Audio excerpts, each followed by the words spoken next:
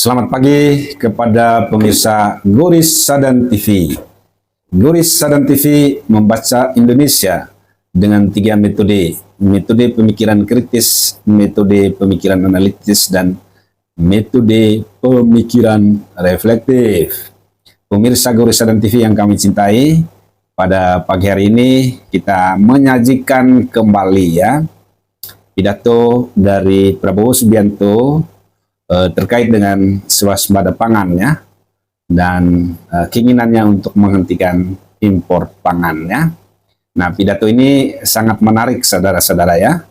Mengapa? Karena sejauh ini di sektor pangan, data kita menunjukkan bahwa kita adalah negara yang senantiasa melakukan impor pada sektor pangan beras, gula kemudian juga jagung dan termasuk garam Nah, berdasarkan data nanti kita sajikan setelah video ini video pidato dari Presiden terpilih Prabowo Subianto pada BNI Summit Investor Daily kemarin di Jakarta dan video ini memang sangat menggugah karena ini berkaitan dengan orientasi kebijakan pemerintah dari orientasi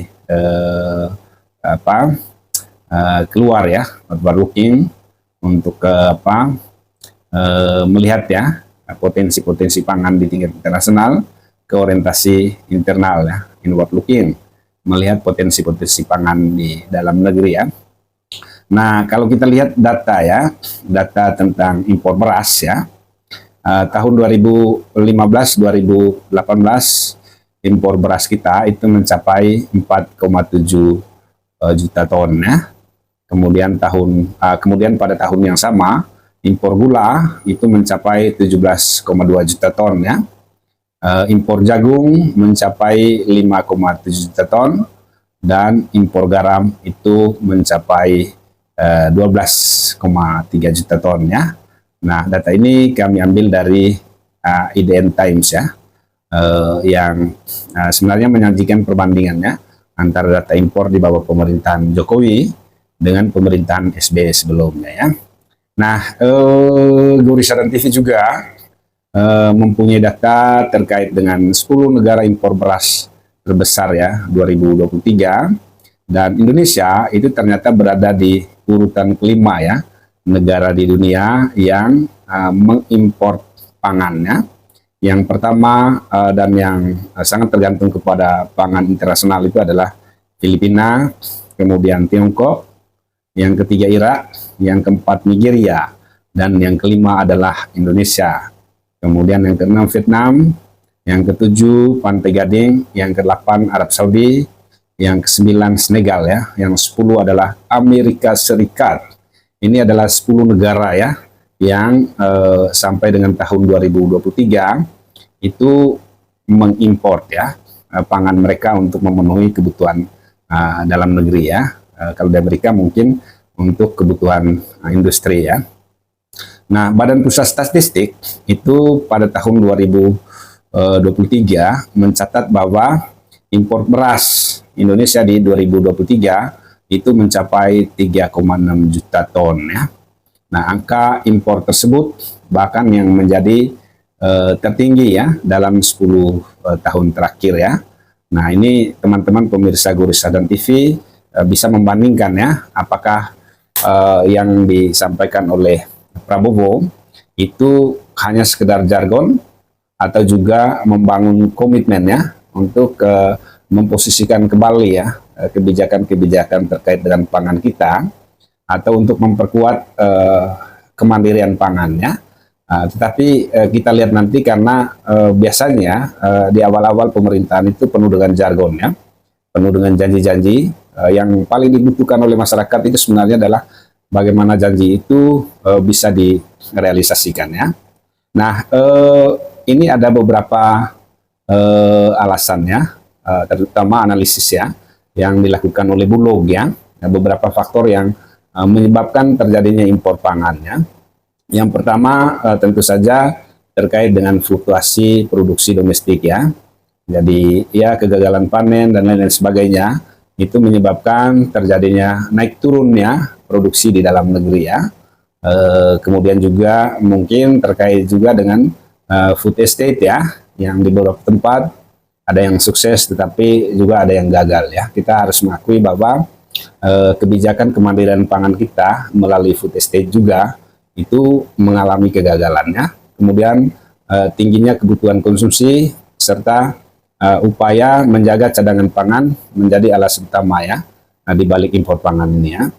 Nah, Goristan dan TV menambahkan satu faktor mengapa impor pangan itu menjadi sangat penting ya. Karena pangan itu adalah sektor yang strategis ya, dan dia berpengaruh kepada stabilitas politik ya. Nah, krisis pangan itu bisa menimbulkan delegitimasi terhadap pemerintah yang berkuasa ya. Makanya stabilitas harga pangan itu selalu diintervensi oleh pemerintah. Mengapa? Untuk menjaga stabilitas politik ya. Nah, kalau misalnya pangan diserahkan sepenuhnya kepada pasar ya, fluktuasi harganya, kemudian juga terkait dengan ketersediaannya, maka yang terjadi akan menimbulkan instabilitas keamanan ya, gangguan keamanan, akan menimbulkan kekacauan yang disebabkan oleh krisis pangan ya, akan menimbulkan ketidakpercayaan kepada pemerintah ya. Maka Gorista dan TV sebagaimana ditampilkan dalam video berikut dalam pidato dari Prabowo Subianto berkeyakinan bahwa janji-janji jargon-jargon oleh pemerintah di awal tahun pemerintahan terkait dengan kemandirian pangan ini mesti disertai dengan komitmen yang kuat untuk meningkatkan produksi pangan di dalam negeri ya. Karena kalau tidak ya, jika ada krisis, kemudian juga ada kegagalan panen, maka itu bisa mengancam stabilitas pemerintah ya, bisa melahirkan ketidakpercayaan publik kepada pemerintah ya. Pangan itu sesuatu yang sangat pokok bagi masyarakat, dan ketika pangan mengalami krisis, itu juga akan menimbulkan krisis bagi pemerintah yang berkuasa. Terima kasih. Jika Anda suka dengan video yang dibuat oleh Gorista dan TV, jangan lupa untuk like, subscribe, dan share ya. Katakanlah kepada teman-teman Anda bahwa Gorista dan TV mencerdaskan Indonesia. Jangan takut untuk terus berpikir kritis, analitis, dan reflektif. Saksikan video berikut pidato dari Prabowo Subianto ya. Dan kami sangat suka kalau Anda mempunyai komen dan tulis di bawah ini ya. Terima kasih. Membiarkan anak-anak Indonesia tidak makan pagi. Saudara-saudara, salah satu Anda tanya visi, sudah ada. Saya dari dulu bertekad ada beberapa hal fundamental. Survival kita suatu bangsa, sebagai bangsa, tergantung beberapa hal yang sangat mendasar.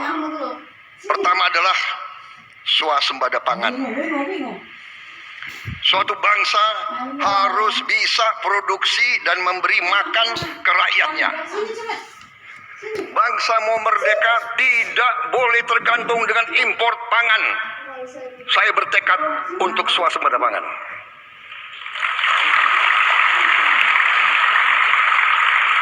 Saya yakin saya benar. Sejarah membuktikan bahwa sikap saya benar. Dari sejak awal saya ingatkan, kalau kita tergantung impor, kalau terjadi krisis, bagaimana? Ternyata terjadi krisis COVID. Negara-negara eksportir pangan hentikan ekspornya. Pilihan. Kita harus swasembada pangan, dan saya yakin dan percaya kita akan swasembada pangan paling lambat 4 tahun setelah saya menerima mandat 20 Oktober.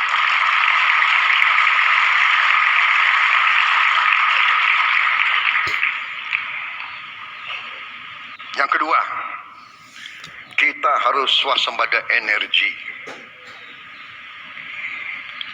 Kita tidak bisa lagi tergantung impor bahan bakar. Kalau terjadi krisis, sama lagi. Sekarang Israel diramalkan akan menyerang ladang-ladang minyak Iran.